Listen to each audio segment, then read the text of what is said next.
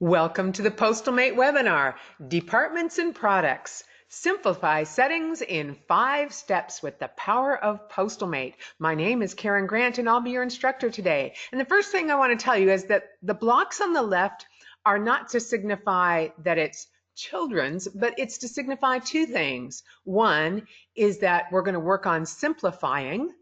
And number two, these are building blocks to making your PostalMate better. So let's get started. And these are the areas that we're going to cover today, but we're going to have some good bonus stuff at the end that I think a lot of you are going to want to have a part of. So bear with me. We will be flipping back and forth a little bit between the PowerPoint and PostalMate, and that doesn't always work as smooth as I'd like it to. So I will try my best to not have it really clunky. So we're going to start with departments today. And I want you to envision a grocery store. And we use this comparison frequently because it's the absolute best example. Because a grocery store has tens of thousands, perhaps even a large one would have 100,000 products in it, if you think like Target or Walmart superstores. But they only have a reasonably small number of departments. And that's how I want you to think about your setup. You should have the typical pack and ship store has between 15 and 25 departments, although I've known stores that have as small as 5, and some stores do a ton of different things and will have, more than 25, but between 15 and 25, I would say 80 or 90% of stores are in that group. So I want you to think about defining what those are. Now, this next slide is going to show some pretty common departments, and I know there's a lot of words on this. So I want to focus on only the yellow part so that you can see this. And this list is on the handout that is available to you, and we'll talk about the handout shortly. So when you get your PostalMate from us, we don't know what you want to have set up, and we don't know what you're going to be doing in your business. We do include the most common profit centers as departments in our industry, but as things evolve in our industry, and they really do evolve. I mean, profit centers that we have today, we didn't even consider 15 years ago, and ones that we had 30 years ago, we'd never consider doing today. So things change, and so we give you those initial ones. If you've never gone and changed any of these, then you might want to take a closer look. But the one I really want to focus on, when you get your PostalMate, all of your shipping is just done in one department. So if you, I'm just going to, say that let's say you're multi-carrier and you have all the major carriers. They all go to one department. So that means when you print reports, it's going to have a category called shipping, and you'll see that you maybe did, $80,000 for a quarter in shipping, but that doesn't tell you any breakdown. So when you're thinking about departments, think about the reports that are going to you're going to use in your business to evaluate and make your business better. And think about what your breakdown needs to be. And my suggestion is that you remain pretty general for all of your departments except shipping. I would like each of you to consider breaking down your shipping to be carrier specific. So the second column breaks it down so that it's just FedEx, DHL, UPS, and US Mail. And of course, if you had regional carriers, you would include them or such services. But you can go even further. Some stores, as in the third column, break down air from ground. And then a few stores even go one step further and break down air from ground and from international for UPS and FedEx. Totally up to you. I will just tell you that in my store, I did it the second column way, and that was sufficient for me. But I know some of you like to really analyze the details and might want to use the third or fourth column in the decision making for your shipping breakdown. But I really want all of you to break out your shipping, because that is something you need to evaluate on a regular basis, because for most of us, that is our largest profit center. So that's step number one with departments. We're going to need to map that, and we're going to come back to that. But the other thing is, when you're creating departments in Cashmate, when you add a department, so I added the department called copies here. I created a full name and a button name. But on the second tab here, pricing and options, over in the bottom, it asks for a wholesale cost. Now, this is in general for the department. Anytime you create a product under this department and you tell Postalmate what the cost of that product is and the retail price of that product is, that overrides this. But this is good to have in case you ring anything up in Postalmate or Cashmate, I should say, by department instead of by a specific product. Then it would default to this scenario here. Otherwise, Postalmate won't be able to give you any level of accuracy at all in your reports. So just always have a profit margin in here. If this was DHL, this might be 60, or if this was UPS, it might be 55 or 60, I don't know. If it was fax, it might be 95. So you can decide, you know, how you want to set this, but make sure that this is always filled in for every single department. Okay. Let's go forward. Once you're determining your departments, remember 15 to 25 departments, then you got to figure, I want you to make a list of those departments. Now, you don't have to make a list of all of your retail products because for most of you, you have a number of them. The average store in our industry carries between 50 and 70 different box sizes alone, and that's not even talking about the other retail products. So you don't have to create a list of your retail products, but you're going to need to include them all in Postalmate. So you can if you want. But what I really want you to do is under departments and products, decide what goes under what. So under packing materials, for example, all your boxes, your bubble, your peanuts, your tape, stuff like that. Under printing, you can call it copies, you can call it printing, you can have a department that's completely separate for both of those. If you're a large copy center, then you probably actually separate those two departments. Copies would be things like self-service machines or single one-offs or something like that. And printing would be for larger jobs that involve multi-level things. So that is two copy stores, that is two different departments, but for most of us, printing or copies is the same thing. So just make your list, determine what type of things go under what. Next thing we're going to talk about is products. I want you to think about what you're calling your products. And for those of you, listen, I will tell you that in my company, we have about 35 employees. And out of the entire company, I have more experience in our industry, I think, than anybody else in the company. And I could be lying when I say that, but I'm close, if not the most experience, than the next most. That means absolutely nothing when it comes to typing. I am the worst typer in our company, hands down. I still use the look and see method, usually use about 4 or 5 fingers, and I know where all the letters are, it doesn't matter. So when you're typing, if you're as bad as I am, or heaven forbid worse, make sure that when you're creating products in Postalmate and you're entering things on the full line, that you're creating right words, sentences, names, capitalization, punctuation, all those things are important, that you're describing things properly. There's so many things, of course, wrong with this example receipt. I mean, obviously, it's a little bit of a funny I plugged in there. You would never call it an expired can of nuts. You would not have it all in lowercase. You would not have it all in uppercase for those of you who use their cap locks. You would want it to be capital and then smaller letter. Also, if this is a can of nuts, whether it's expired or not, it should start with the word nuts first. We'll talk more about that in a moment. But let's show you when you're adding a product or editing a product, this is where the full name is in Postalmate. So you're going to have that line be very professional and have it in order of general to specific. Give us a moment, we'll get to that. But this full name is what will appear on your customer's receipt or invoice. So this, out of everything you do in Postalmate, this has to look really nice. So what I mean from general to specific is if this was our product and this was how we described it, this is how you would complete the full name. First word would be envelope, then you'd probably want a comma, and then manila, and then probably a comma, and then small, and then 6 by 9.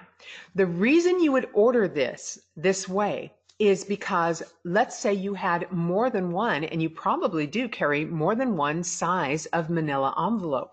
When you're looking things up and when you're printing reports and what have you, you want them all grouped together. So you would have a whole grouping of envelopes, and your manila envelopes would all be together because that's the next word in that. So that helps you when you're dealing with, and you might be a small store now, but hopefully you all have plans to grow, and some of you are huge stores. So you need to have an order or a rhythm to the way you're entering your products. So for example, a box, you would always start with capital B, small o, small x. Now, if you already have everything, so it's capital B, capital O, capital X, I'm not telling you have to change it. But if you do have something that says small b, small o, small x, I am going to tell you have to change it because that looks tacky on the receipt. My opinion, but I'm the one speaking today, so it's what you get. I want your receipt to look nice. When you go, when I get a receipt from a retailer and what I purchased is in small letters, it makes me think that they weren't doing a good job when they entered it. It just doesn't look nice. And you can charge according to the level of professionalism that your customer feels. If they feel that you're a very professional place, they'll pay more for that. Just like you would pay more for a hamburger in a nice sit-down restaurant than you would in a little snack shack on the corner. Okay, so we need to talk about mapping those products, and all products have to be mapped. And I want you to think about it this way. Did you know Springfield, the town Springfield, there are 33 Springfields, towns in the United States, 33. You know addresses. You guys enter addresses all day, every day. If somebody comes to you and says, here's the address in Springfield, your next question is going to be either what's the zip code or what state is that in, right? And get this, okay, this wacky Wisconsin, sorry, in this case you are, has 5 towns called Springfield in it. How nuts is that? That's according to Google. So, and Google knows everything. So just like you have to know the state attached to the town, all of your products have to be attached to a department. So, for example, if you were breaking down your shipping, home delivery would be attached to the department called FedEx or FedEx Ground, however you decided to break it out.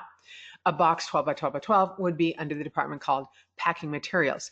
Now, I want to stop for a moment here because I occasionally get stores that are in a franchise. If you are in a franchise, your departments are set for you and you cannot alter those.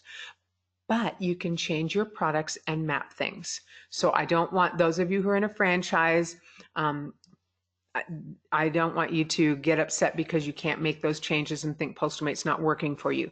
That's set by your franchise. So black and white letter copy would be under the department called copies or printing.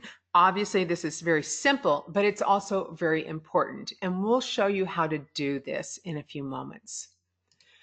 Then we get to buttons. Now, buttons, I'm not overly fond of buttons.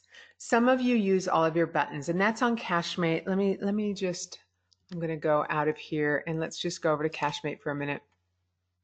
These are buttons, and as you can see, I don't use all of my buttons. In fact, I use, okay, a little bit more than half. If I was in a store, I would literally, this probably wouldn't be any, this is data from my old store. So some of you, there are 70 buttons available for you here. No, we're not going to add more tabs. In most cases, 70 is oodles. Having to flip through and look for something on here is, most of your items should either have a SKU or you should, for cardboard boxes, be using the size. We'll get to that in a moment. Hold on, I got to write that down or I'll forget to come back to cardboard boxes. Yeah. Okay, so back to, sorry, there we are, to our screen. In order to create a button, that button has to have a button name. So this is that same screen we were looking at earlier where you're entering the full name. Right under that is a button name. If you don't have a button name, it can't go on a button. So some things you want on a button, some things you don't. We're going to talk about how to sort that out. And so I want you to look here and see that you have these 4 tabs. I want to focus on the main screen first. And the main screen, I don't care what you title it, and we'll talk about tabs in a moment. The main screen needs to be all the things that you use on a frequent basis so that you don't have to go flipping through these. So sometimes you might have a copy on this one, and you might have it also over here in 2 places because you use it so often. So let's talk about that. Hang on here. In tabs. Tabs are these sections up here that we were just flipping through. And you're going to have your main, and then I want you to think of the 3 major retail areas in your store where you need tabs. And you can name these tabs, and I'll show you how to name them to whatever you want. You can have fairly, I wanted to show here, you can have fairly lengthy names on those tabs. So I think I did that here, and you can use them for different things. So we're going to start by, I'm going to back up a minute, and we're going to show where adding a department is and adding a product is. And that's under Edit, and then Department and Product.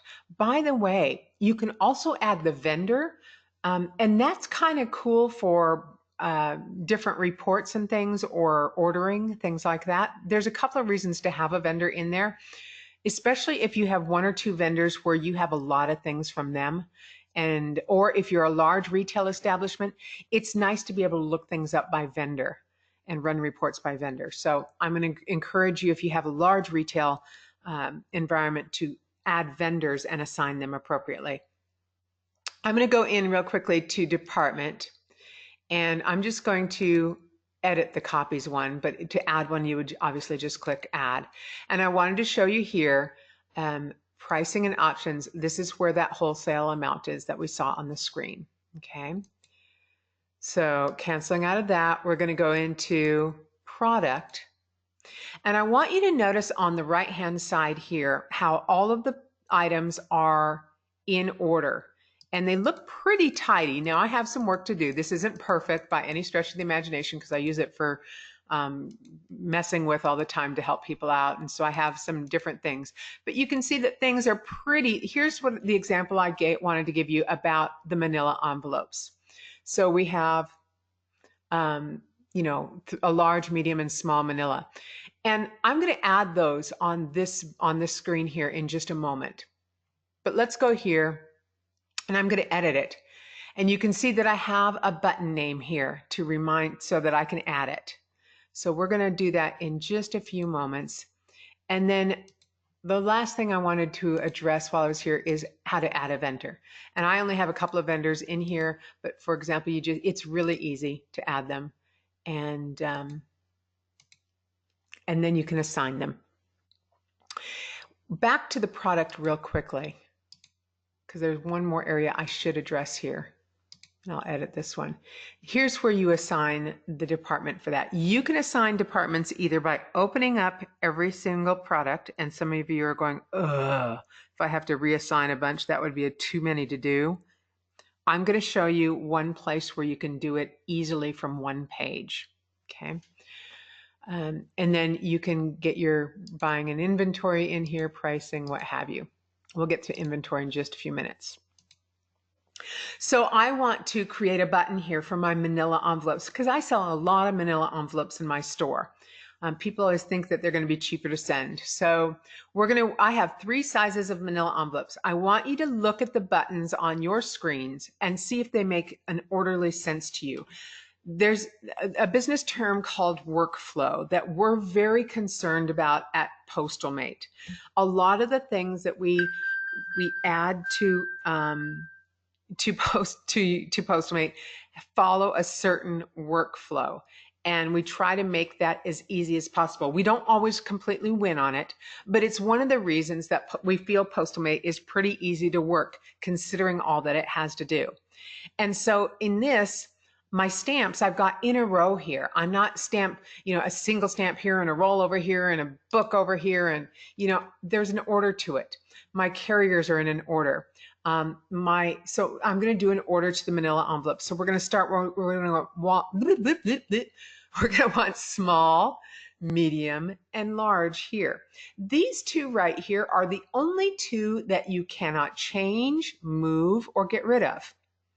Find product and find department. And that allows you to, on the fly, find a particular product or department.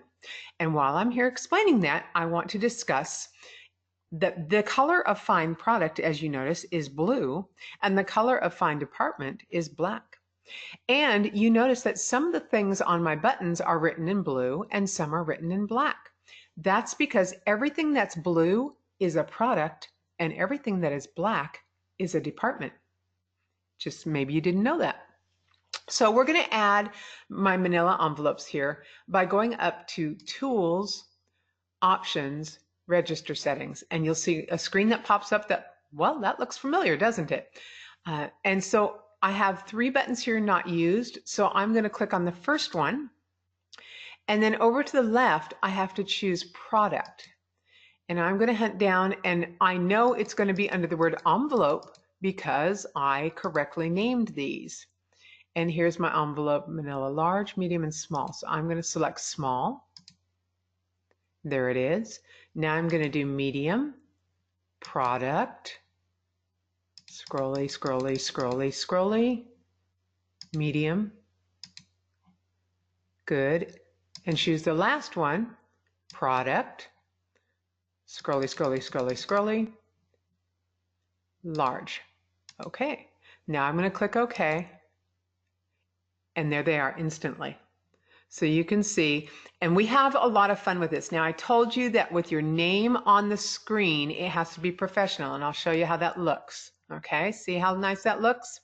But the button names, you can make them, basically short names, but make them names that make sense. I'm a person, I enjoy a lot of levity in life.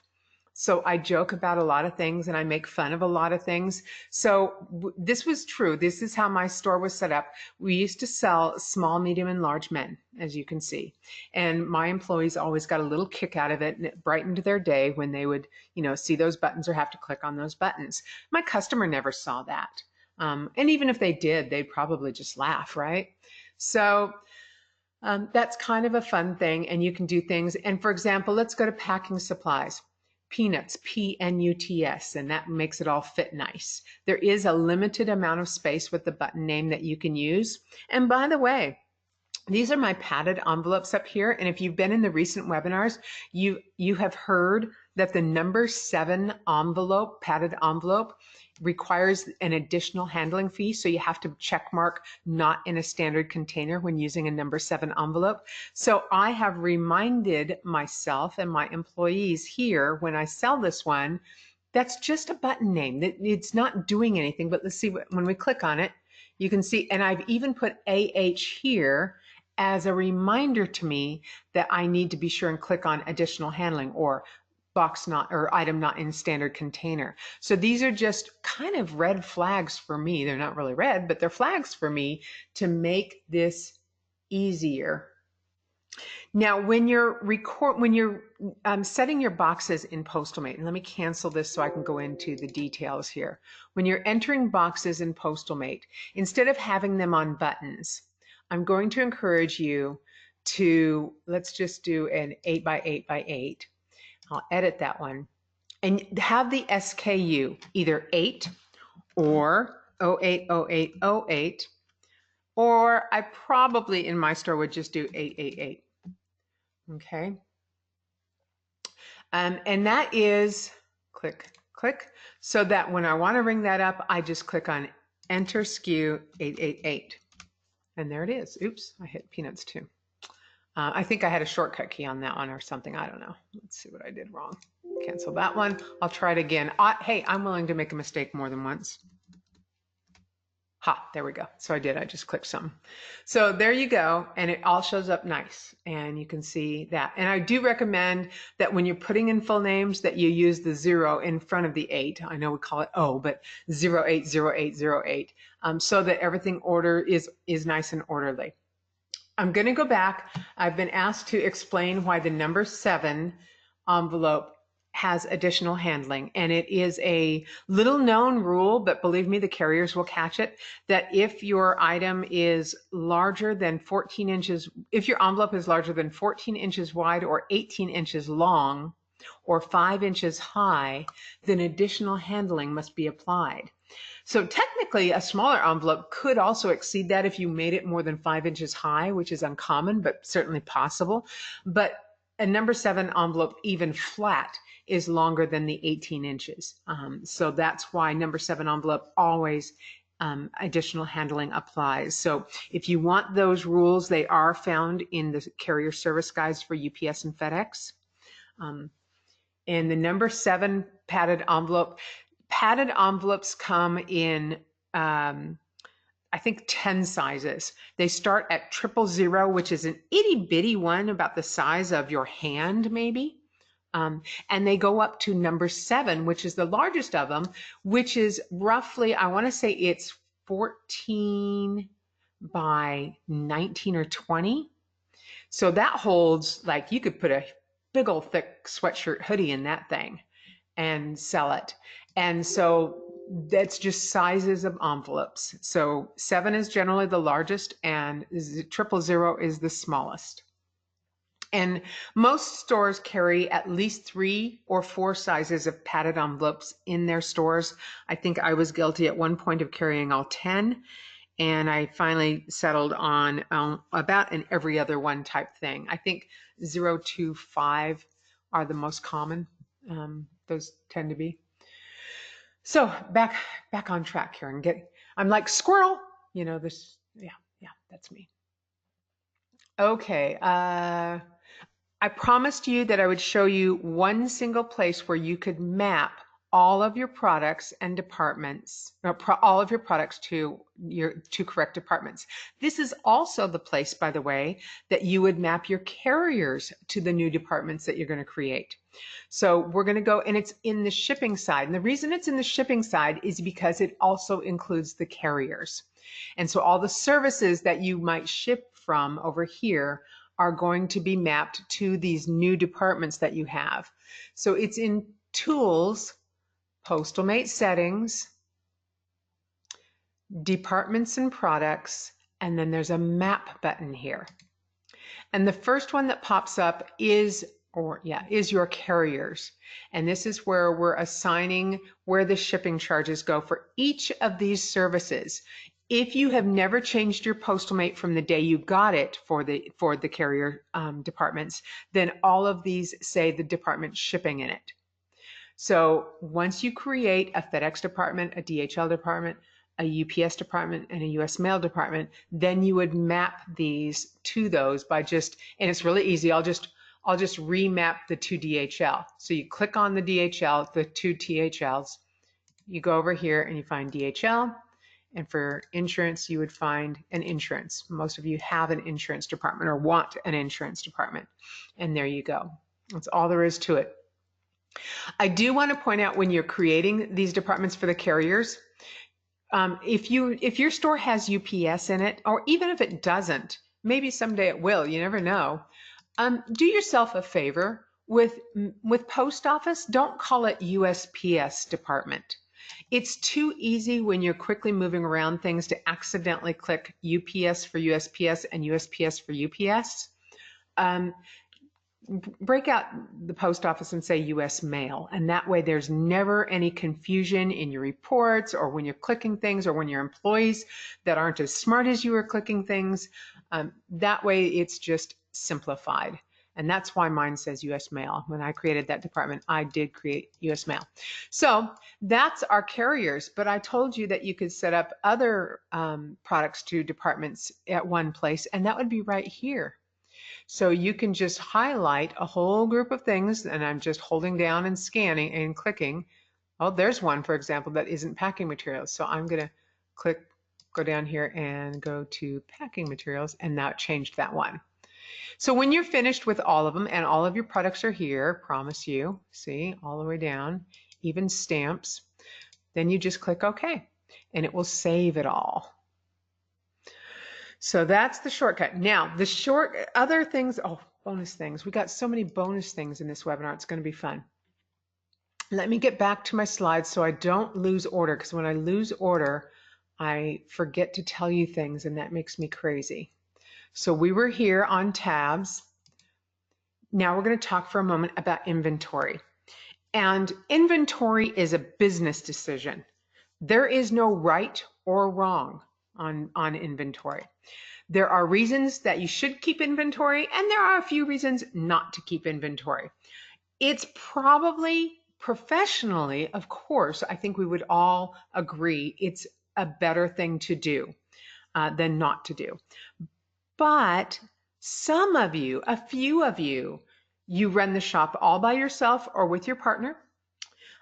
You only have 20 items that you might sell. Maybe you're a new store and you're not, or you're a small store, or you just don't want to keep inventory, or all those things. There are reasons to not keep inventory.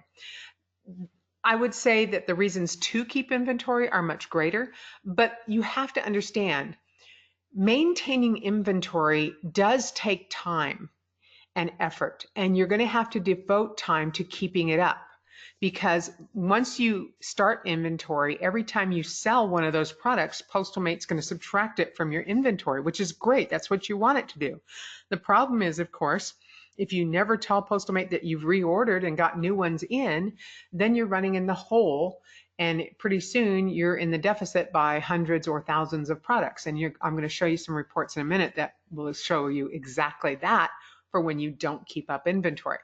When I had my store, I did keep up inventory, but my data since then, I've never kept up inventory, and I sold my last store 9 years ago. So now I'm in the negative on a lot of things because I've played with my system over the years and not added any new inventory. So, but it does help you in so many aspects. And I'll tell you the number one reason to keep inventory. Because one day you will want to sell your store. And you will get more money for your store if you have proper accounting procedures set in place and can show a history of that. That's always, why is that number one? Because that's the big ticket, big dollar item, and I'm all about the dollars. But the other reasons to do it for your general accounting, so that your staff knows, if your staff knows you're keeping inventory, they're not going to be likely to be swiping anything. They know that it's going to get, fine missing. But now, having said that, there are things you should not inventory. Things like peanuts and bubble wrap. There are also things that inventory is going to be, you're going to need to be flexible on. We've all gotten bundles of cardboard boxes from our supplier where they are misglued, a couple of them, or they're damaged on the outside and we don't feel like we can resell them. Now, yes, some of us turn those back into our supplier and get new ones, but a lot of times we just need scrap lumber and we'll throw them in a scrap lumber bin. Well, that's a waste. So, I mean that in the official term, waste meaning that it's a product that's not used for its original intended purposes for sale. You're still going to use it. You're going to use it as scrap lumber when you're building things for scrap cardboard and what have you, but not for its original purpose. So consequently, you need to be flexible. But if you have cinnamon candles out on display and you're supposed to have 6 and you have 5, you need to start looking at your video cameras and seeing what happened to that one or who didn't ring it up properly, and see what happened to that one. So there's a lot of wonderful reasons for keeping inventory. So I'm not going to harp too much on that, but I am going to show you real quickly where to turn inventory on and how you're going to be able to keep inventory going. So again, this is in the POS, and we're going to go to Tools, Options, Register Settings. And yes, all this is going to be on the cheat sheet for you. And way over at the last one, the other tab, Inventory Tracking. If you want to keep inventory, check mark it. If you don't want to keep inventory, uncheck this. That way your system's not counting stuff that would be difficult to correct if one day you decided to keep inventory. So this is just turning it off and on. Then every single product that you have in your store, you have to decide whether or not you're keeping inventory on that item. So let's go in and let's do product. And I'm going to do peanuts. Let's do peanuts. And a cubic foot of peanuts, let's do a quarter cubic foot because this is what I use when I'm packing, for example. And going over here to buying an inventory, this is a backwards statement, and I'm sorry that it's backwards. Is this exempt from your inventory? Yes or no? So if I didn't want to keep inventory on this, I would click yes. If I did want to keep inventory, I'd click no. So for this one, I would say yes. This is exempt. I don't want it included in my inventory. I'm not going to sit there and count quarter cubic feet of peanuts. Honestly, if my employee steals a quarter cubic foot of peanuts, I'm not overly concerned about it. So, so that one you might want to have exempt like this. But your boxes, of course, you're going to keep track of. And so just going there. And so that one you're going to have no. You buy them by the bundle. You buy one bundle at a time. There's X number, usually 25, but it could be smaller, of course, of cell units per bundle. And you might reorder when you are down to 10 cell units or 5 cell units or whatever. The cost per bundle over here, and then how many you have on hand right here. And right here you can choose any vendor you have put in the system. And if you wanted to have the vendor stock, you could. Okay, and this is not a webinar about inventory, but I wanted to include this about inventory. Oh, yes, all right.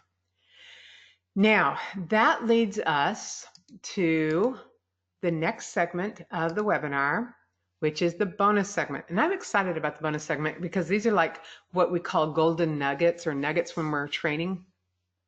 They're just fun things you maybe didn't know about PostalMate. So the first one is you can create barcodes for retail products in CashMate. And these barcodes, they used to be on this really odd paper that you had to shove in your, I want to say it was in the Dymo printer or something. That I can't remember what machine we stuck it in, but it was really odd paper to find, and sometimes it would jam, and it just wasn't nice. So having said that, we heard you loud and clear that that was not convenient. So we now can create barcodes on Avery stock 5160, and you can get that at your local office supply, or if you maybe you sell them, or Walmart or Amazon. And this goes into your report printer. So this is an 8.5 by 11, and they actually look just like this. This is an example created from PostalMate. So there are 2 places that you can create barcodes. One is by product. So I can, again, go into Edit, Product. Let's say I wanted to, let's go to a candle because that makes sense, a cinnamon candle. By the way, I have baked cookies candles, banana nut candles, cinnamon candles, and teen socks. Again, trying to bring a little levity to the store. So we'll edit that. And right down here is where you can create labels for it. So you click on that.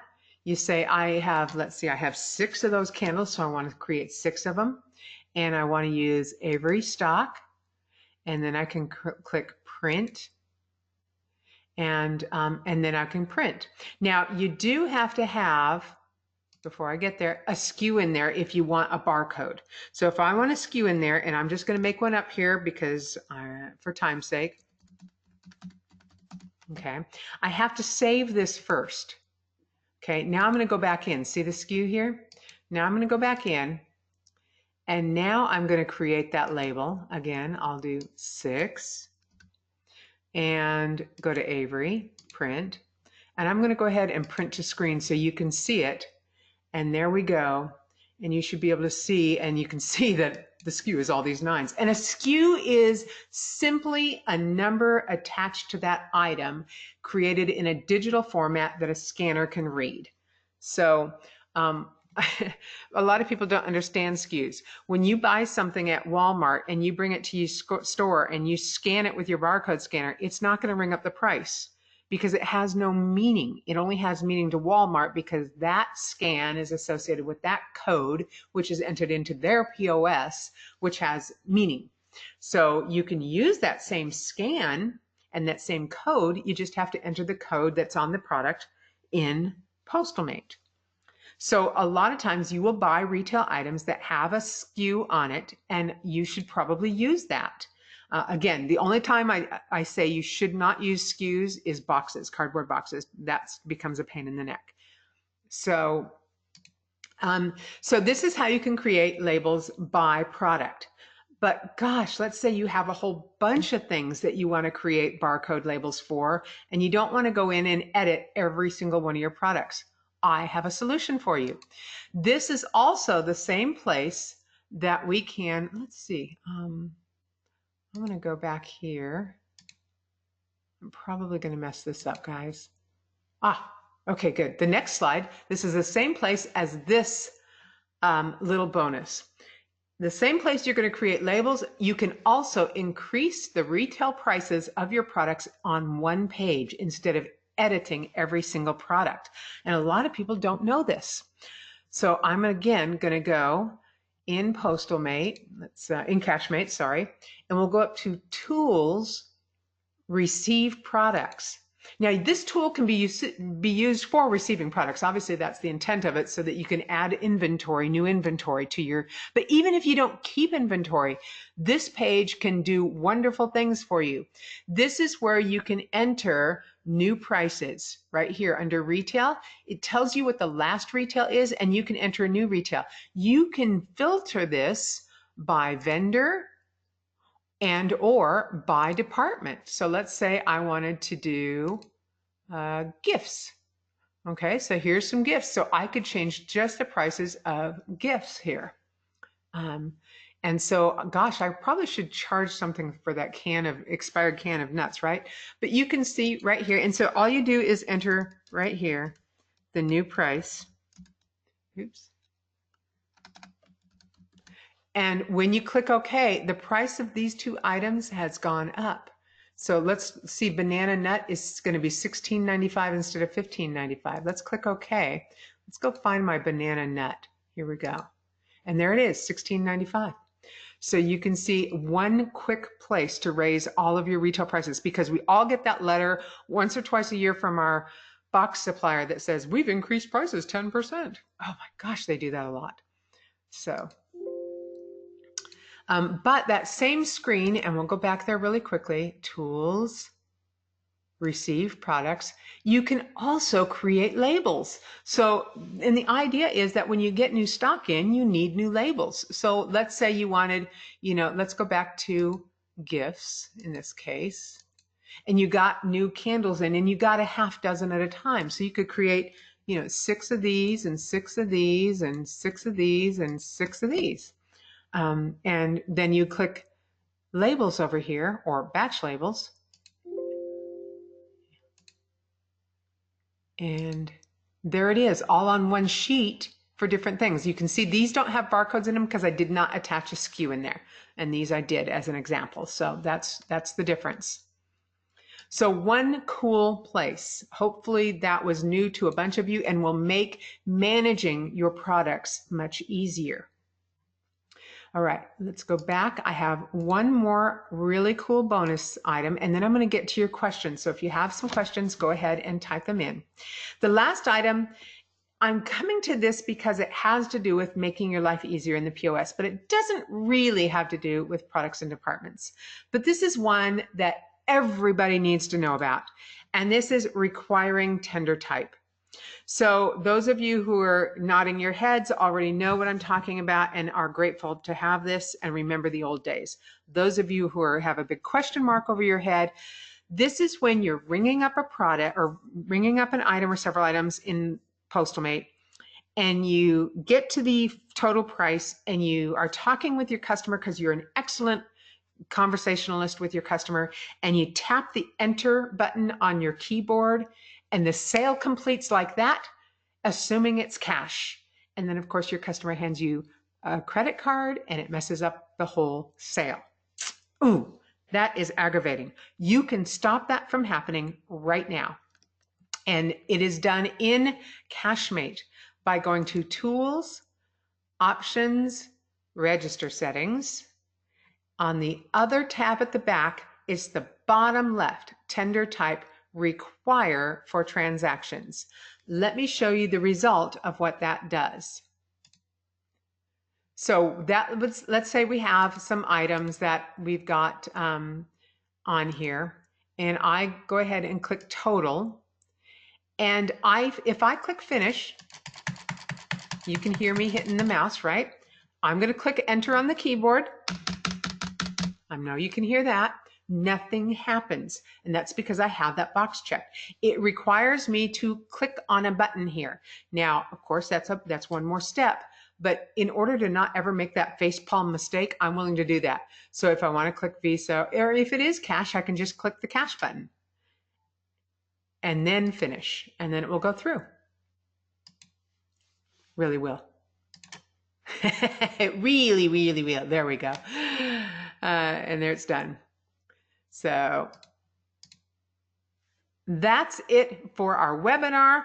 I'm going to get to your questions, and there's a whole slew of comments and questions, so I want to get through them. If you have a question you've thought of, please bring it up, and I will try to get through these.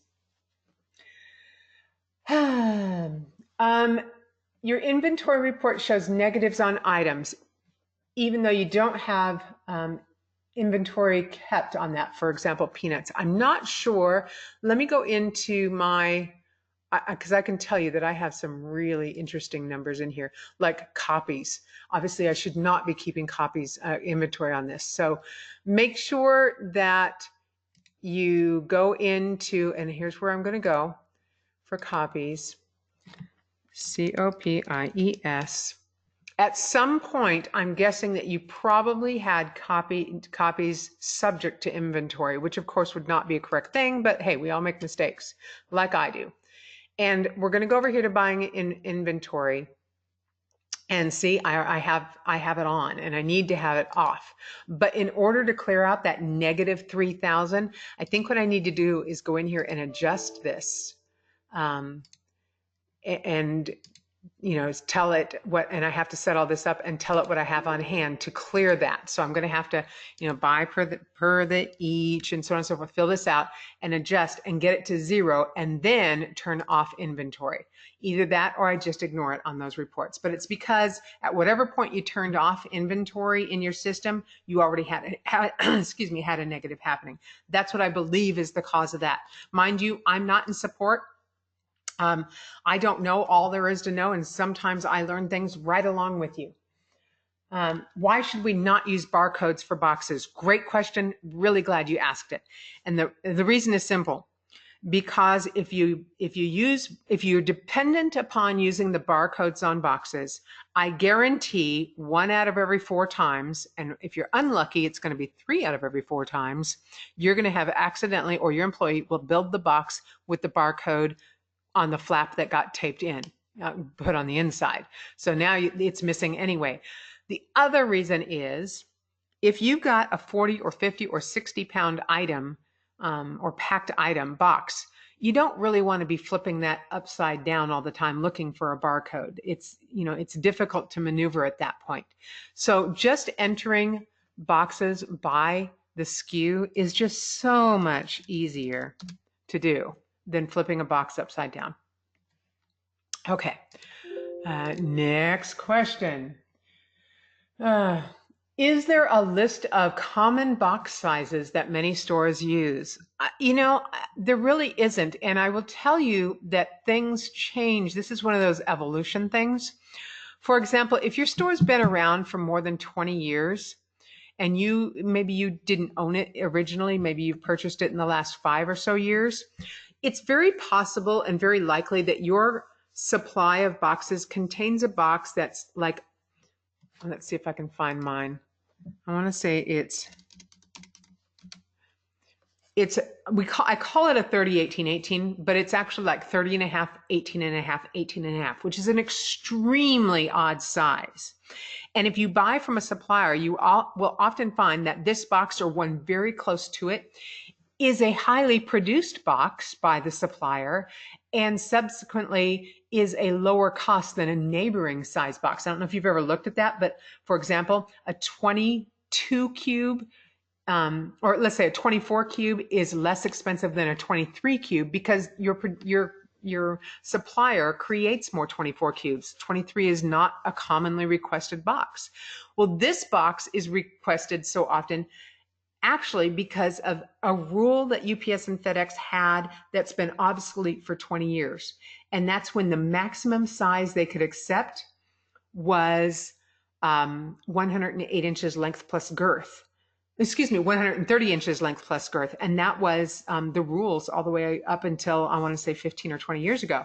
And so this box was a common one that maxed out that length and girth. So there's a lot of reasons that there was no common one. I would say first of all, you should never have a box smaller than 6 by 4 by 4. Okay, don't have 4 cubes. That's just silly. You can't fit a label on it. You have to bend it. So 6 by 4 by 4 should be the smallest box you keep.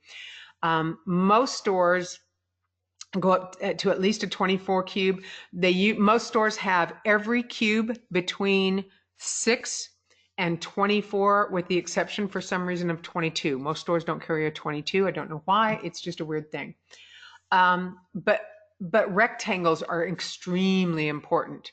So always think about gift boxes, what sizes those are, and make sure that you can fit gift boxes in boxes. So think picture frames, bicycles, what are you going to do? So like I said, most stores have between 50 and 70 different sizes, and it's just something that grows over time.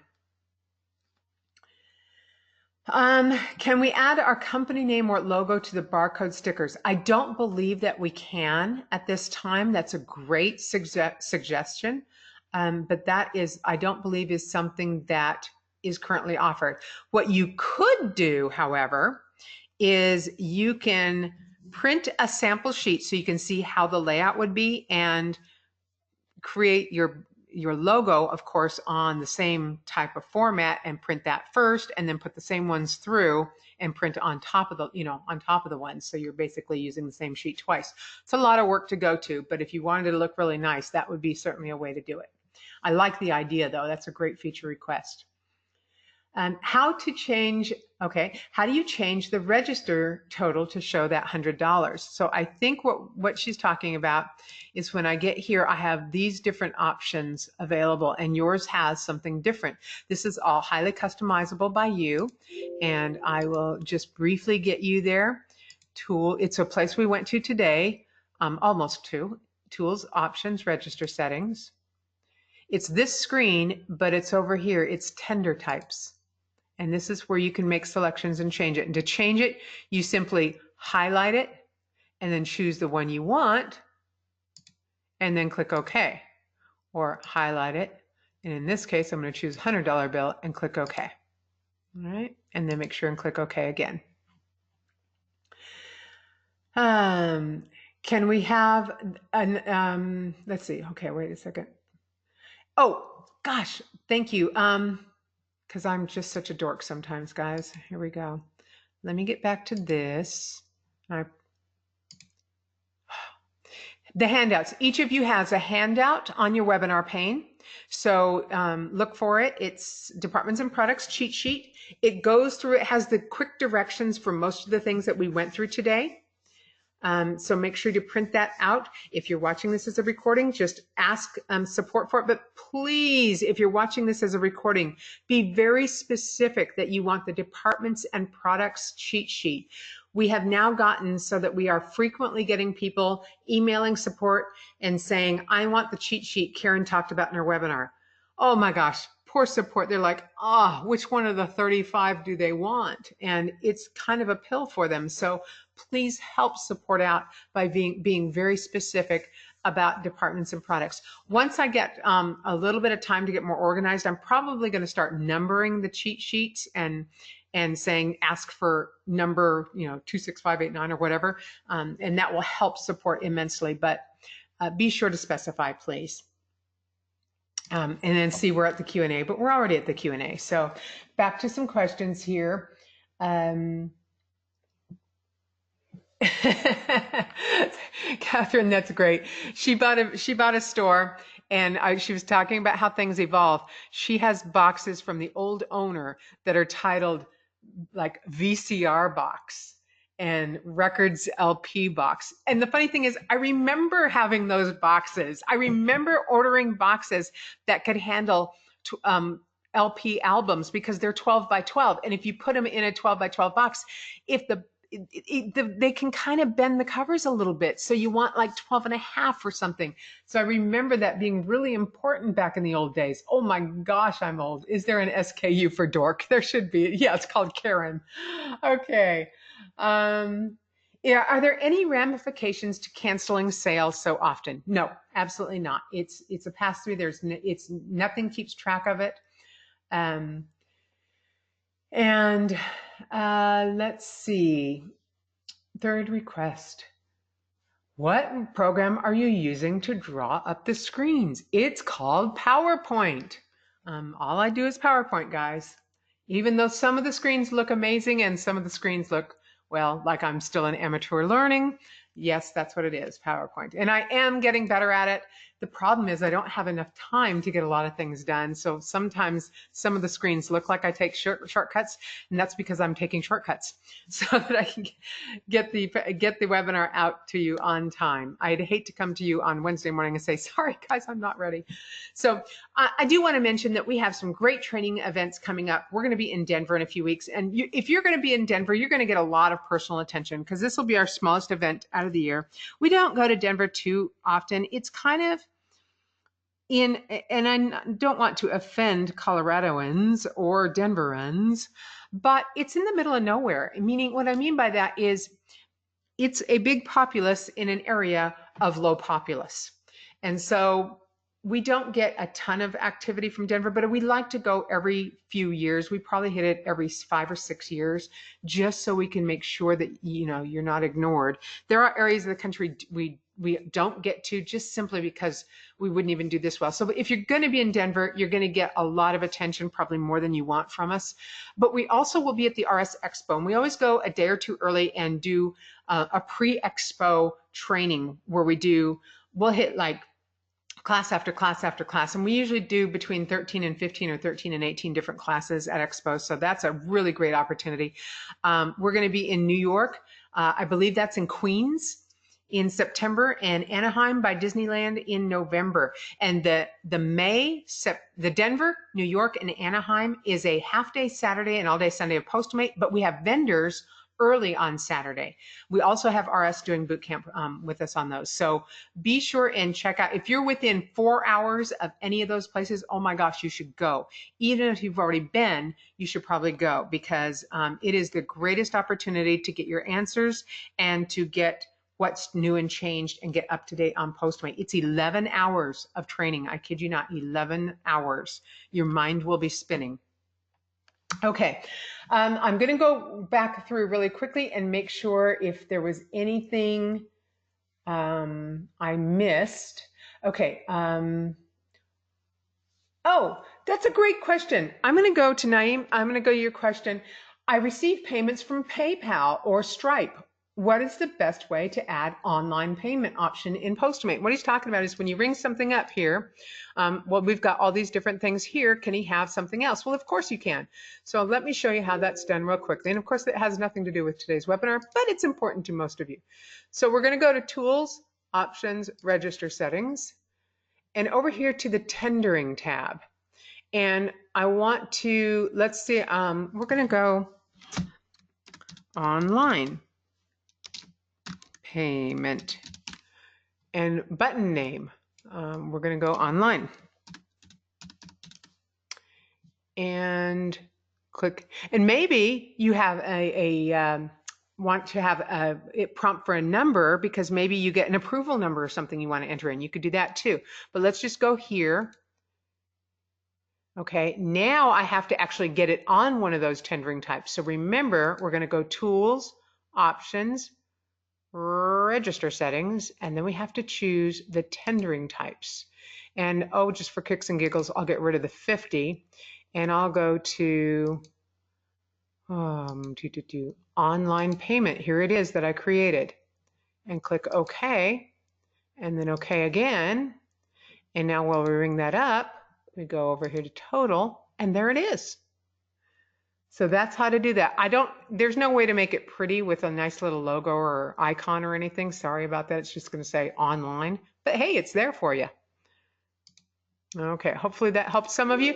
I want to thank you all for joining us. We will be announcing the May lineup of webinars very soon, so stay tuned to your emails.